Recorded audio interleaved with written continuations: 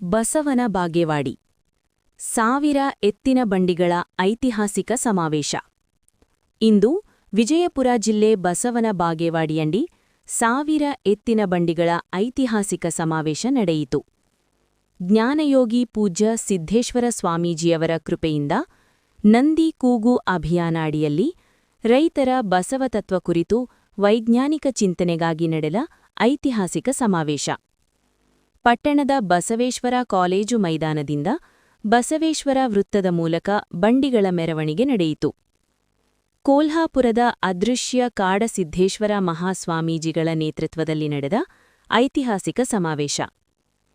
ಕಾಡಸಿದ್ದೇಶ್ವರ ಮಹಾಸ್ವಾಮೀಜಿಗಳು ಮಾತನಾಡಿ, ಎಲ್ಲ ರೈತರು ನೀವು ಆಕಳು ಮತ್ತು ಎತ್ತುಗಳನ್ನ ಸಾಕಿ ನೋಡ್ರಿ, ನೀವು ಬದುಕು ಬಂಜಾರಾಗ್ತದೆ. ನಮ್ಮ ಕನ್ನೇರಿ ಮಠದಲ್ಲಿ ನಾನು 100 ಎತ್ತುಗಳು 300 ಆಕಳುಗಳನ್ನ ಸಾಕಿದ್ದಾನೆ. ನಾನು ಪ್ರತಿದಿನ 100 ಆಕಳು ಮರಿಗಳನ್ನ ತಯಾರು ಮಾಡ್ತೇನೆ. ಒಂದು ಹೋರಿ 2-3 ಲಕ್ಷಕ್ಕೆ ಮಾರ್ತದೆ. ಒಂದು ಆಕಳು ಬೆಳಿಗ್ಗೆ 12 ಲೀಟರು, ಸಾಯಂಕಾಲ 12 ಲೀಟರು ಹಾಲು ಕೊಡ್ತವೆ. ಜೊತೆಗೆ ಎತ್ತು ಆಕಳ ಸೆಗಣಿ ರೈತರ ಭೂಮಿಗೆ ಹಾಕುವುದರಿಂದ ಉತ್ತಮ ಫಲ ಬರ್ತದೆ. ರೈತರ ಮಣ್ಣಿನ ಅಂಶದ ಬಗ್ಗೆ ರೈತರಿಗೆ ಗೊತ್ತಿಲ್ಲ. ಸೆಗಣಿಯಿಂದ ವಿಭೂತಿ ಸೇರಿದಂತೆ ಅನೇಕ ವಸ್ತುಗಳು ತಯಾರಾಗ್ತವೆ. ಇದನ್ನೆಲ್ಲ ರೈತರು ತಿಳಿದುಕೊಳ್ಬೇಕು. ರಾಸಾಯನಿಕ ಗೊಬ್ಬರ ಬಳಸಿ ನಿಮ್ಮ ಭೂಮಿಯನ್ನ ಕೆಡಿಸ್ಕೊಳ್ಬೇಡಿ. ಆದಷ್ಟು ಸಾವಯವ ಬಳಸಿರಿ. ರಾಜ್ಯ ಸರ್ಕಾರ ಎಲ್ಲದಕ್ಕೂ ಪ್ರೋತ್ಸಾಹಧನ, ಸಹಾಯಧನ ಅಂತ ಕೊಡ್ತದೆ. ಆದರೆ ನಮ್ಮ ರೈತರ ಎತ್ತುಗಳಿಗೆ, ಆಕಳುಗಳಿಗೆ ಯಾಕೆ ಪ್ರೋತ್ಸಾಹಧನ, ಸಹಾಯಧನ ಕೊಡುವುದಿಲ್ಲ?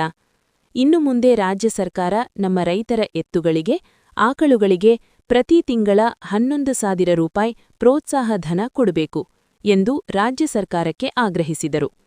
ಇದೇ ವೇಳೆ ವೇದಿಕೆಯ ಮೇಲೆ ವಿವಿಧ ಮಠಾಧೀಶರು ಉಪಸ್ಥಿತರಿದ್ದರು. ಈ ಐತಿಹಾಸಿಕ ಸಮಾವೇಶ ಕಾರ್ಯಕ್ರಮದ ನೇತೃತ್ವವನ್ನು ಬಸವರಾಜ್ ಬಿರಾದಾರ್, ಅಶೋಕ್ ಹಾರಿವಾಳ, ಬಸು ಗಚ್ಚಿನಮಠ, ಬಸು ನಾಯ್ಕೋಡಿ ಸೇರಿದಂತೆ ಅನೇಕರು ವಹಿಸಿದ್ದರು. ವರದಿ ಸಿದ್ದು ಜಮ್ಮಲದಿನ್ನಿ, ಪ್ರಜಾ ಸರ್ಕಾರ ಕನ್ನಡ, ಬಸವನ ಬಾಗೇವಾಡಿ.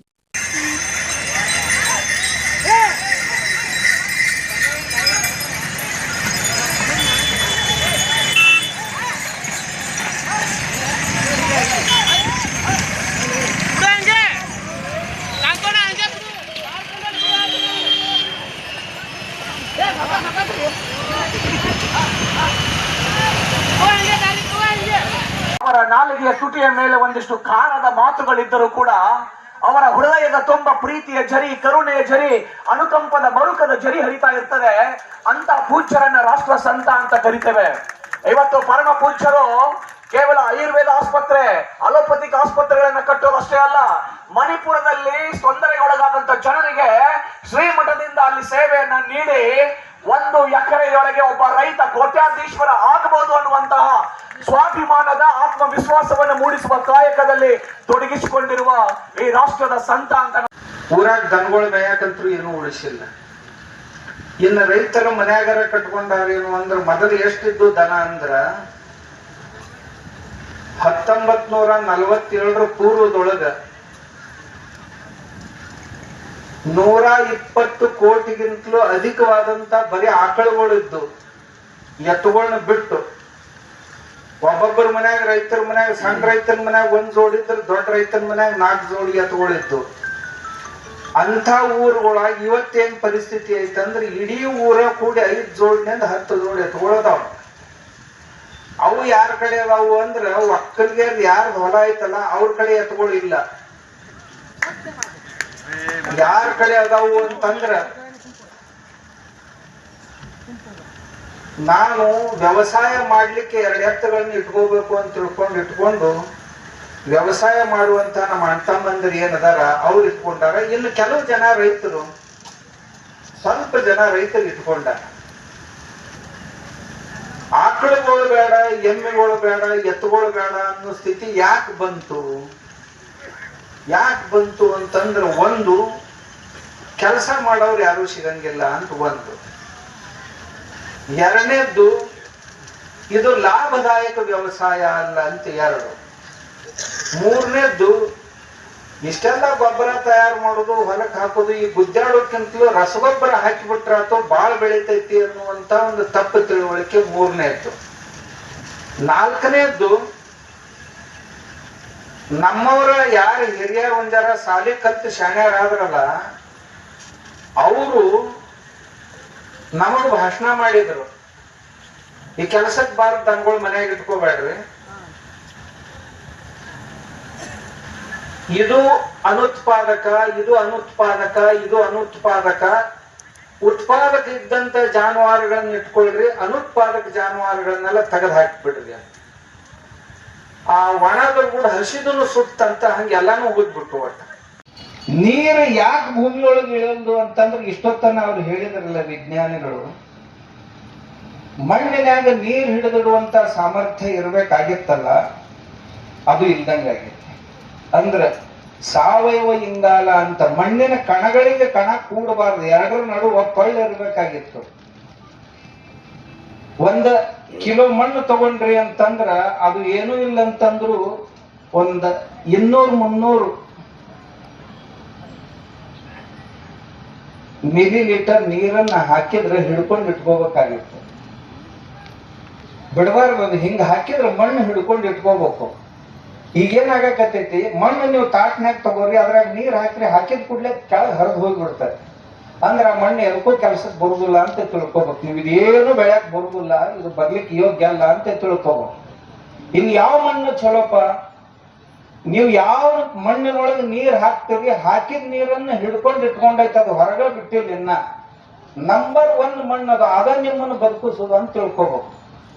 ಮತ್ ಹಿಂಗಾಗ್ಬೇಕಾದ್ರೆ ಏನ್ ಮಾಡ್ಬೇಕ್ರಿ? ಈಗ ತಗೋರಿ, ನೀವು ಹಿಂಗ್ ನೀರ್ ಹಾಕ್ರೆ ಹರಿದು ಹೋಗ್ಬಿಡ್ತಾರೆ. ನಿಮ್ ಯಾರು ಬೇಕಾದವ್ರು ಹೊಲ್ದಾಗ ನಾ ಬಂದೆ ಅಂದ್ರೆ 10-15 ಪ್ರಕಾರದ ಮಣ್ಣು ತೋರಿಸ್ತೇನೆ ನಿಮ್ಮನ್ನ. ಗಿಡದ ಕೆಳಗಿನ ಮಣ್ಣು ಬೇರೆ, ಒಡ್ಡಿನ ಮ್ಯಾಗಿನ ಮಣ್ಣು ಬೇರೆ, ಒಡ್ಡಿನ ಒಳಗಿನ ಮಣ್ಣು ಬೇರೆ, ದಿಬ್ಬಿ ಮ್ಯಾಗಿನ ಮಣ್ಣು ಬೇರೆ, ದಾರ್ಯಾಗಿನ ಮಣ್ಣು ಬೇರೆ, ಬದುವಿನ ಮ್ಯಾಗಿನ ಮಣ್ಣು ಬೇರೆ, ಗಿಡದ ಕೆಳಗಿನ ಮಣ್ಣು ಬೇರೆ, ಹಿಂಗ ಬೇರೆ ಬೇರೆ ಬೇರೆನ 10-15 ಪ್ರಕಾರದ ಮಣ್ಣು ತೋರಿಸ್ತೀನಿ ನಿಮ್ಗ. ಆ ಮಣ್ಣಿನೊಳಗ ಯಾವ್ದು ಫಲವತ್ತಾದ ಮಣ್ಣಪ್ಪ ಅಂತ ನಿಮ್ಗೆ ಅನಿಸ್ಬೇಕಾಗಿತ್ತು ಅಂತಂದ್ರ ತಗೋರಿ ಒಂದ್ ತಟ್ಟ್ಯಾಗ ಮಣ್ಣ, ನೀರ್ ಹಾಕ್ರಿ. ಯಾವ್ದು ಹೆಚ್ಚು ನೀರು ಹಿಡ್ಕೊಂಡು ಇಟ್ಕೊತೈತಿ ಅದು ನೀರು ಚಲೋ ಅಂತ. ಇರ್ಲಿಲ್ಲ ಅಂದ್ರ ಅದು ಮಣ್ಣು ಚಲೋ ಅಂತ. ಇರ್ಲಿಲ್ಲ ಅಂದ್ರ ಅವ್ರು ಈಗ ಹೇಳಿದ್ರಲ್ಲ, ನೀವ್ ಹಿಂಗ ಬೇಕಾದಷ್ಟು ಮಳಿ ಬೀಳ್ಲಿ, ಹರ್ಕೊಂಡು ಹೋಗ್ಬಿಡ್ತತ್ ನೀರು. ಯಾಕಂದ್ರೆ ಮಣ್ಣಾಗ ನೀರ ಇಳಿಯಂಗಿಲ್ಲ. ಮಣ್ಣ ಕಾಂಪ್ಯಾಕ್ಟ್ ಆಗಿಬಿಡ್ತೈತಿ, ಹತ್ತಂಡೆ ಆಗೈತಿ. ಯಾಕೆ ಹತ್ತಂಡೆ ಅಂತಂದ್ರೆ ಆ ಮಣ್ಣಿಗೆ ಬೇಕಾದಂತ ಯಾವ ಸಾವಯವ ಘಟಕಗಳು ಅಂತ ಏನಂತೀವಿ, ಬಯೋಮಾಸ್ ಅಂತೀವಿ, ಅದು ಏನೂ ಸಿಗೋದು. 1 ಫೂಟ್ ಬಯೋಮಾಸ್ ಹಾಕಿದೀವಿ ಅಂತಂದ್ರೆ ಮಲ್ಚಿಂಗು 1 ಪಾಯಿಂಟ್ ಸಾವಯವ ಇಂಗಾಲ ಹೆಚ್ಚಾಕೈತಿ. ಯಾರು ಹಾಕಿರಿ ನೀವು? ಮತ್ತ ತಂದು ಸರ್ಕಾರಿ ಗೊಬ್ಬರನ ಸುರುತ್ತೀರಿ, ಇದ್ದದ್ದನ್ನಿಷ್ಟು ಹಾಳು ಮಾಡ್ತೈತಿ. ಈಗ ಎಲ್ಲಿಗೆ ಬಂದೈತಿ ನಮ್ಮ ಸ್ಥಿತಿ ಅಂತಂದ್ರ, ನಮ್ಮ ಭೂಮಿಯೊಳಗೆ ವಿಷ ಹಾಕಿ ಬೆಳೆಯೊಳಗೆ ವಿಷ ತಗೊಂಡು ಆ ಬೆಳೆಯನ್ನ ನಾವು ತಿಂದು ವಿಷ ತಗೊಂಡು ಸತ್ ಹೋಗ್ಲಾಕ. ಮಕ್ಕಳು ಮಜಾ ಹೊಡಿಲಕತ್ ಬಿಟ್ಟಾರ, ಗಣ ಮಕ್ಳು ದಾರದ ಅಂಗಡಿಯಾಗ ಅವ್ರು ಕುಡ್ದು ಕೇಸಿದ ಅಲ್ಲಿ ಹೋಗ್ಯಾರ ಇಲ್ಲಿ ಹೋಗ್ಯಾರ ಇವ್ ಕುಂದ್ರಲಕತ್ತಾವ. ಅದಕ್ಕೆ ರಾಜ್ಯ ಸರ್ಕಾರಕ್ಕೆ ನೀವು ಯಾವುದೇ ಯೋಜನೆ ಜಾರಿ ಮಾಡ್ರಿ, ಬಸ್ ಫ್ರೀ ಮಾಡಿದ್ರು, 2000 ರೂಪಾಯಿ ಅಮೌಂಟ್ ಹಾಕಕತ್ರು, ಇವು ಎಲ್ಲನೂ ನಿಮ್ಮ ಯಾವ ಸಕ್ಸಸ್ ಆಗಿಲ್ಲ. ಅವ್ರೆಲ್ಲರೂ ಒಟ್ಟು ಬಡ್ಕೊಂಡಿಂದ ಮತ್ತೊಂದು ತಿಂಗಳು 2 ತಿಂಗಳು ಹಾಕ್ತಿರಿ. ಮಾಡಂಗಿತ್ತಂದ್ರೆ ನೀವು ಯೋಜನೆ, ಈಗ ನೀವು ಕಾಟಾಚಾರಕ್ಕೆ ಯೋಜನೆ ಮಾಡಿ ನಾವು ಹಾರಿಸಿ ಬರ್ಬೇಕು ಅನ್ನೋ ಉದ್ದೇಶ ಇಟ್ಕೊಂಡು ನೀವೇನು 2000 ರೂಪಾಯಿ ಈ ಬಸ್ ಫ್ರೀ, ಅದು ಫ್ರೀ, ಇದು ಫ್ರೀ ಅಂತ ಮಾಡ್ತಿರಲ್ಲ, ಅದನ್ನ ನೀವು ಹೇಳಿಕೆ ಕೊಡುವಾಗ ಭಾಳ ಸದೃಢದಿಂದ ಅದನ್ನ ಶ್ರದ್ಧಾಪೂರ್ವಕವಾಗಿ ಪಾಲನೆ ಮಾಡಬೇಕು. ಈಗ ಅದೇ ಬಿಟ್ಟಿ ಬಗ್ಗೆ ಹೆಣ್ಮಕ್ಳೇ ಅವರೇ ಬೈಲಕತ್ತಾರ ಸರ್ಕಾರಗಳು. ಯಾವುದೇ ಸರ್ಕಾರ ಇರಲಿ, ಯಾವುದೇ ಸರ್ಕಾರ, ಇದೇ ಸರ್ಕಾರ ಅದೇ ಸರ್ಕಾರ ಅಂತಲ್ಲ, ನೀವು ಯಾವುದೇ ಯೋಜನೆ ತಂದ್ರೆ ಅದು ಶಾಶ್ವತವಾಗಿ ನಡಿಬೇಕು. ಇದು ಭಾಳ ದಿವಸ ನಡಿದಿಲ್ಲ ಅನ್ನಕ ಹೆಣ್ಮಕ್ಳೇ ಹೇಳಕತ್ತಾರ. ಪ್ರತಿಯೊಂದು ನಮಗೆ ಬಸ್ ಫ್ರೀ ಬೇಡ, ನಮಗೆ 2000 ರೂಪಾಯಿ ರೊಕ್ಕ ಬೇಡ, ನಮಗೆ ಇಂಥ ಯೋಜನೆಗಳು ನೀವು ಅರ್ಧಂಬರ್ಧ ಕಾಡಿಸಿ 6 ತಿಂಗಳಿಗೊಮ್ಮೆ, 3 ತಿಂಗಳಿಗೊಮ್ಮೆ, 2 ತಿಂಗಳಿಗೊಮ್ಮೆ, ಪ್ರತಿ ತಿಂಗಳು ಹಾಕ್ತೀನಿ ಅಂದಿದ್ರಲ್ಲ, ಆ ಮಾತು ನೀವು ಉಳಿಸ್ಕೋಬೇಕಾಗಿತ್ತು. ಮತ್ತು ಈ ಬಸ್ ಫ್ರೀ ಮಾಡೋದ್ರಿಂದ ಶಾಲಾ ಮಕ್ಕಳಿಗೆ ತೊಂದರೆ ಆಗ್ಯದ. ಹೆಚ್ಚಿಗೆ ಬಸ್ ಅನ್ನರೇ ಬಿಡ್ಬೇಕಾಗಿತ್ತು. ಶಾಲಾ ಮಕ್ಕಳು ಹೋಗೋ ಸಂದರ್ಭದಾಗ ಹೆಣ್ಮಕ್ಳು ಎಲ್ಲರೂ ಹೆಣ್ಮಕ್ಳು ಅದೊಂದು ಆಧಾರ್ ಕಾರ್ಡ್ ತೋರಿಸೋದು ಹೋಗ್ಬಿಡ್ದು. ಶಾಲಾ ಮಕ್ಕಳಿಗೆ ತೊಂದರೆ, ಅಂಗವಿಕಲರಿಗೆ ತೊಂದರೆ, ವೃದ್ಧರಿಗೆ ತೊಂದರೆ, ಎಲ್ಲ ತೊಂದರೆಗಳಾಗತ್ತಾವ. ಬಸ್ ಎಲ್ಲ ಬಿಗಿದು ಹೊಂಟುಬಿಟ್ಟಾವ ಫ್ರೀ ಅನ್ನನ. ಹಿಂಗಾಗಿ ಅದು ಯೋಜನೆ ಅದು ಅಲ್ಲ, ಸರಿಯಾದ ಯೋಜನೆ. ಆದರೆ ನೀವು ಸಂಪೂರ್ಣವಾಗಿ ಇನ್ನಷ್ಟು ಹೆಚ್ಚು ಬಸ್ ಬಿಟ್ಟು ಈಗ ಅನುಕೂಲ ಆಗಂಥದ್ದು, ಸಾರ್ವಜನಿಕರಿಗೆ ಅನುಕೂಲ ಆಗಂಥ, ರೈತರಿಗೆ ಅನುಕೂಲ ಆಗಂಥದ್ದು ಮಾಡಬೇಕು. ಈಗ ಜೋಡೆತ್ತುದಾರರಿಗೆ ಏನು ನೀವು ಈಗ ನಶಿಸಿ ಹೊಂಟವು, ಏನು ಜೋಡೆತ್ತುಗಳು ಆಗಲಿ ಗೋಗಳಾಗಲಿ ಎಲ್ಲವನ್ನು ಸದ್ದ ಜಾನುವಾರುಗಳು ಎಲ್ಲಿ ಕಾಣಲ್ಲು. ಅದಕ್ಕೆ ಇನ್ನೊಂದು ಕೆಲವೊಂದು ದಿನ ಬಿಟ್ರೆ ಅವು ಈಗ ಏನು ಇದಷ್ಟು ಇವತ್ತೇನು ಕುಡಿಯವಲ್ಲ, ಇವು ಮುಂದೆ ಬರುವ ದಿನಗಳಲ್ಲಿ ನಾವು ಮೊಬೈಲ್ ಮೂಲಕ ಹಿಂಗೆ ಆಕಳಿತ್ತು ಹಿಂಗೆ ಎತ್ತಿತ್ತು ಅಂಥೇಳಿ ಬರೀ ಟ್ಯಾಕ್ಟ್ರ ಏನು ಯಂತ್ರೋಪಕರಣಗಳಿಗೆ ನೀವು ಸಬ್ಸಿಡಿ ಕೊಡ್ತೀರಿ. ಒಬ್ಬ ರೈತಗೆ ಎತ್ತು ಖರೀದಿ ಮಾಡೋ ಕೃಷಿ ಇಲಾಖೆದಿಂದ ನೀವು ಮಾಡ್ಬೋದು, ಏನು ಬೇಕಾದ್ ಮಾಡ್ಬೋದು.